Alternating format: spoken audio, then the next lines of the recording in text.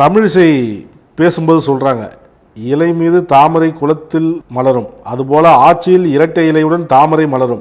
ஆட்சியில் இரட்டை இலையுடன் தாமரை மலரும் போதுதான் இலை போட்டு சரியாக சாப்பிட முடியும். தமிழகம் வளர்ச்சியில் நோக்கி செல்ல வேண்டும் என்றால் ஆட்சியில் இரட்டை இலையுடன் தாமரை மலரும் அப்படிங்கிறாங்க. இப்ப கூட்டணி ஆட்சின்னு சொல்ல வராரா? எடப்பாடி பேசும்பொழுது அதிமுக தான் ஆட்சி அமைக்கும் அப்படிலாம் பேசிட்டு வந்தாரு, உட்பட எல்லாருமே அதான் சொன்னாங்க.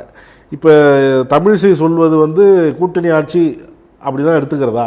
பாரதிய ஜனதா கட்சியினுடைய கணக்கு என்பதே இந்த தேர்தலில் அண்ணா திராவிட முன்னேற்ற கழகம் என்கிற அந்த அமைப்பை தின்று செரித்து விட வேண்டும் என்பதுதான் அவர்களுடைய தேர்தல் கணக்கு. வெற்றி தோல்வி என்பதெல்லாம் அதற்கு அப்பாற்பட்டதுதான்.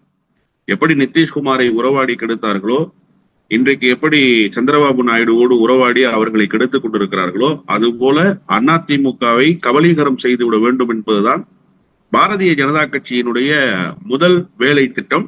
அதற்குண்டான பணியை தான் அவர்கள் துவங்கி இருக்கிறார்கள் என்றுதான் துவக்கத்திலிருந்து நாம் பேசி வருகிறோம். இப்ப பட்டவர்த்தனமாக தமிழிசை போன்றவர்கள் எல்லாம் பேச துவங்கி இருக்கிறார்கள் என்றுதான் இதை புரிந்து கொள்ள வேண்டும். இவ்வளவுக்கும் பிறகும் அதிமுகவினுடைய பொதுச் செயலாளர் என்று சொல்லிக் கொண்டிருக்கிற எடப்பாடி பழனிசாமி கள்ள மௌனத்தோடு நகர்ந்து கொண்டிருக்கிறார். கூட்டணி ஆட்சி என்றெல்லாம் பேசாமல் அண்ணா திராவிட முன்னேற்ற கழகம் மீண்டும் அரியணை ஏறும் என்று சொல்லி நேற்றைக்கு முன்தினம் கூட சென்னையில் நடந்த ஒரு பொதுக்கூட்டத்தில் தியாகராயர் நகரில் பேசியிருக்கிறார் என்று செய்தியின் வாயிலாக நாம பார்த்தோம்.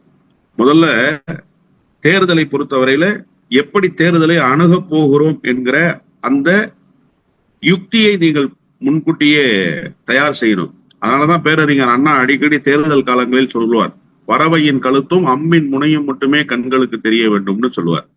அப்போ தேர்தல் யுக்தியை நீங்க எப்படி வகுக்கிறீங்களோ அந்த அடிப்படையில் தான் தேர்தலுக்கான பயண திட்டத்தை நீங்கள் மேற்கொள்ள முடியும். இப்ப துவக்கத்திலேயே 2 கான்ட்ரவர்சி ஆகுது.